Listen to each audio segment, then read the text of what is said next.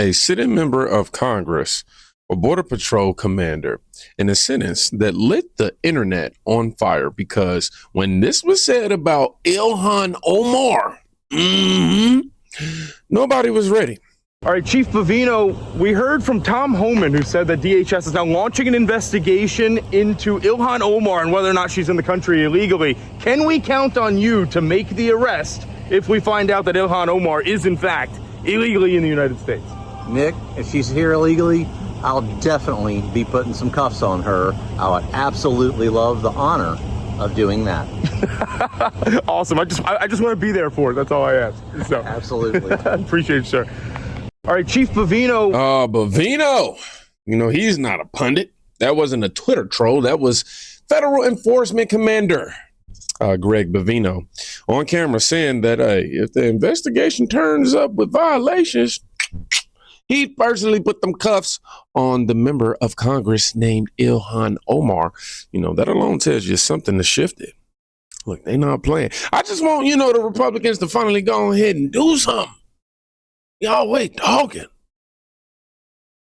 And immediately after that clip went viral, the rhetoric on the ground in Minnesota got extreme. Our own government's coming to neighborhoods and asking people for their citizenship. Like, this is not 1930s in Germany. There was a handful of agents. At one point, they began firing pepper spray into groups of people, including Khalid Mohammed. I lost my voice. I was blind for about 30 minutes because the pepper spray they used was so strong that it blinded me for about 30 minutes. Our own government's coming to neighborhoods and asking people for their citizenship. Like, this is not 1930s in Germany.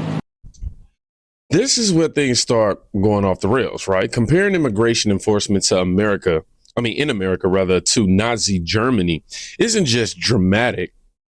It's just straight up inflammatory. And when you escalate language like that, you escalate reactions. People do hear this. That's not de-escalation. That's pouring gasoline. But if that wasn't the only messaging, if that wasn't bad enough, it wasn't the only messaging that was happening behind the scenes, rather. Let's get into it. Hello, everyone. Senator Omar Fateh here. I'm in the Cedar Riverside neighborhood, and I wanted to speak to you about what we've been seeing here in the Twin Cities area, as well as throughout the state of Minnesota.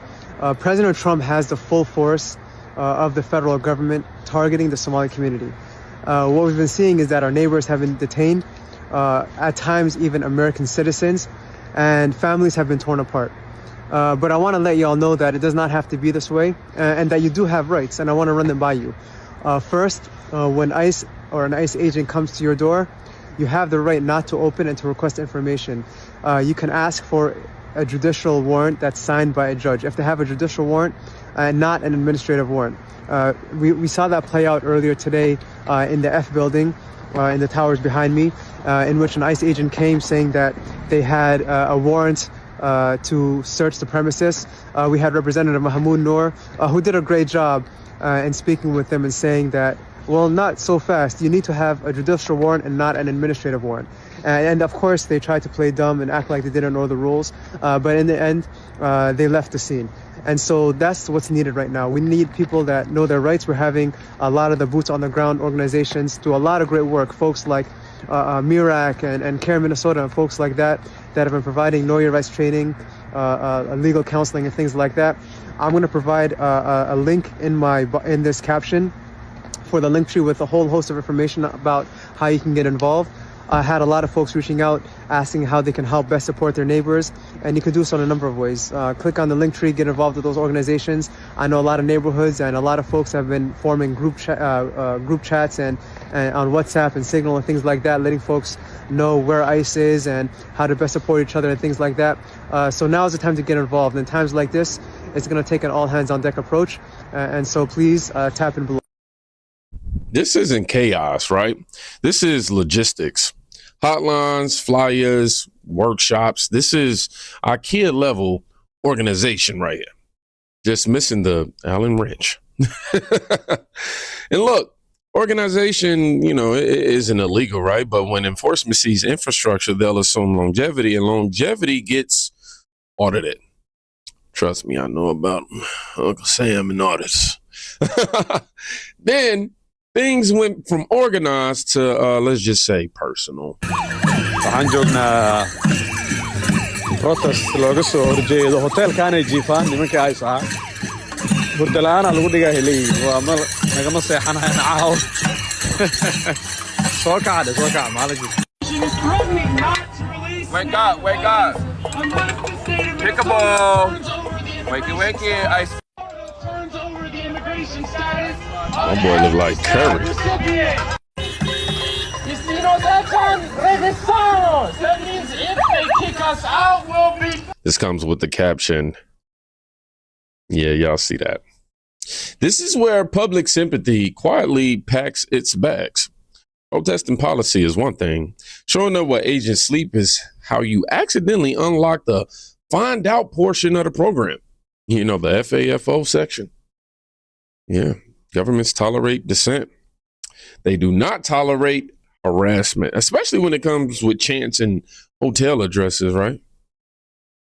And then came the clip that somehow managed to offend people who weren't even paying attention before. Only Americans who's concerned with the Somali business is the ones who have no life. They have a lot of time in their hand.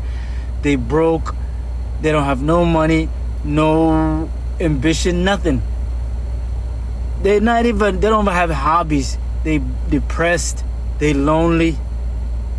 You know, there's always those type of people who care about situations like this. You know, people who have something going on for their life, right? They're busy in their career, their family, they taking vacation, they enjoying their life. You know, they're not concerned with the Somalians in Minneapolis, Minnesota.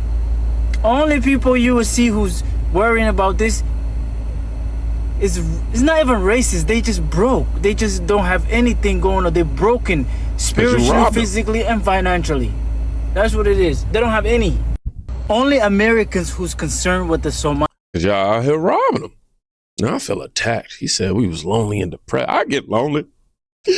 I realize my depression, you know, the reason why I'm not able to stay in a depressed state too long is because for me personally, I realized that it was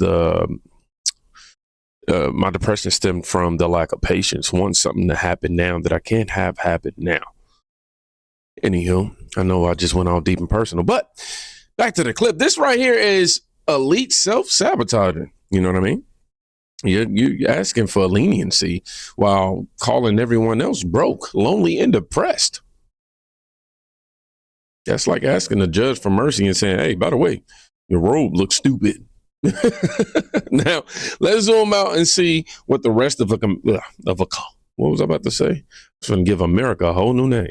But let's zoom out and see what the rest of America is actually watching. No, Somali only. I guess why even learn English if you can just read the signs in Somali? If you don't force the people who move here to learn English, they never will or will never have the need to learn English. And my point proved itself immediately. Could I interview you? Okay, sorry. Okay, this will be fascinating. Do you speak English? Do you speak English? Somali. Do you speak in English? French? Bonjour. Somali? French. Okay. Can I interview you in French? Hey. What are you doing, guys? Doing news report. Huh? No. What do you mean no? It's America, no?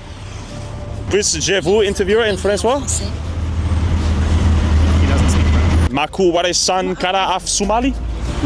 Okay. Thank you. This is a unique place. My name's Tyler. Yes, we're trying to talk to members of Somali community. Yeah. Because the Trump thing, temporary protected status over. I wanted to talk to people that live here. Would you be open to giving any thoughts for a little news piece we're doing? Okay, good. Good? Yes, good. Okay. Okay, see you. Nice people. But keep in mind, it says it's not safe right there. It's not safe. Whisper on the wall, Dark Souls style. Well, we're trying to talk to members of the Somali community. And no? Okay. Okay. And then I headed towards the Riverside Plaza apartment. I'm just saying, I ain't never seen nobody do a drive-by. Complex known for its large Hold on, I gotta go back. Oh, it was like Somali community. And no? Okay. Okay. And then I headed towards the Riverside Plaza apartment complex known for its large Somali population to see if I could find anyone here that spoke English. Speak English. No, sir. Speak French. Bonjour. Can I interview in French? I'm sorry. Interview in François? Okay, bye-bye. Yeah, once you start speaking French, they don't speak French. That's crazy. Now, these clips aren't policy debates, right? They're mostly mood boards, if you ask me. Come on, camera, stop getting blurry. I got to put my face like right in the camera. Fair or unfair, this is how people form opinions now, right? Nobody reads the footnotes. They react to the footage. You can win the argument and still lose the vibe. In politics, it's mostly vibes. Then comes the one thing governments, never joke about. We just found out what the Somali pirates did with their loot. Millions in taxpayer dollars meant for hungry kids went to island vacations, lakefront views, and hot cars. The pirates lived big and burned through a lot of cash. New court filings obtained by CBS News show the Somali scammers were living like Mike Tyson. One went on a luxury honeymoon in the Maldives, the Radisson Blu Resort, with water so clear you can count the stripes on the fish. But they were at the private pool popping bottles, sipping champagne during the day. But at night, the sommelier leads guests through the finest selection of vintages. The resort has a 3,500 bottle cellar filled with labels from around the world and 7 restaurants serving top tier cuisine. And don't worry, they're halal certified. It didn't stop in the Maldives. These guys had a taste for the good life, an eye for waterfront properties, and luxury cars like this 2021 Porsche Macan. These guys were young and filthy rich because they stole from you. One showed off his box full of cash and a text, $250,000. They also sent millions to China and Kenya, and now the pirates are getting what they deserve. Abdiaziz Farah is sentenced to 30 years, and Abdulmajid Mohammed got 10 years and was ordered to pay back $50 million, which we'll see if he can come up with that kind of cash. This is just the tip of the iceberg. The more we dig, the more fraud we find. Now, this is where, the jokes actually stop. Fraud turns debates into audits, right? Audits turns politicians into regular people with very expensive lawyers. Governments will forgive rhetoric. They will not forgive them spreadsheets, though. And finally, the political temperature check, if you will. You're a fantastic guy with a fantastic spouse. Where's Tom? Tom is a great guy. I don't know what you're going to do about Minnesota. Where? Oh, there he is. He's a handsome devil, isn't he? With an unbelievable wife who puts up with a lot of stuff. She does not have an easy job, Tom. You are a difficult man. And Tom is very friendly with the Somalians. He's doing a great job. He's a big fan. He's a big fan of Somalia.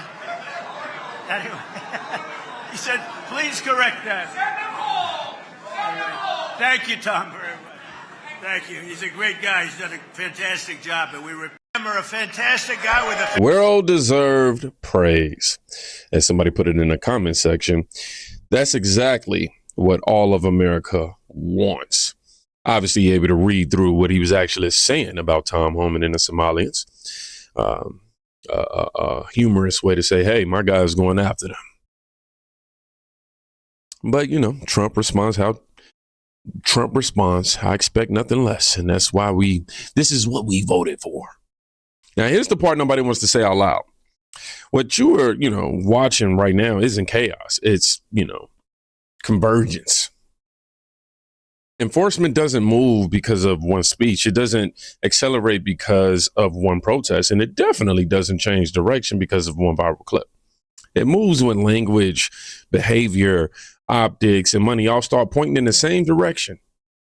Now, when rhetoric escalates, when protests turn personal, when attitudes harden, and when fraud enters into the picture, the system stops debating and start acting. That's not ideology. That's bureaucracy. And bureaucracy doesn't care about hashtags. It cares about documentation. So when a Border Patrol commander speaks that casually about a sitting member of Congress, it's not because he's reckless. Not at all. Ilhan, she deserves it. And it's because the conversation he's having, internally is already finished. Public outrage happens first. Investigations happen quietly, and accountability, when it comes, never announces itself with sirens. People keep asking whether this moment is fair, but fairness is a moral question. Power operates on something much simpler. History doesn't repeat itself the way people think. Because, it doesn't come back as tyranny, or freedom overnight. It comes back as paperwork. So if you made it to the end of this video, that's the word I want you to use. Paperwork.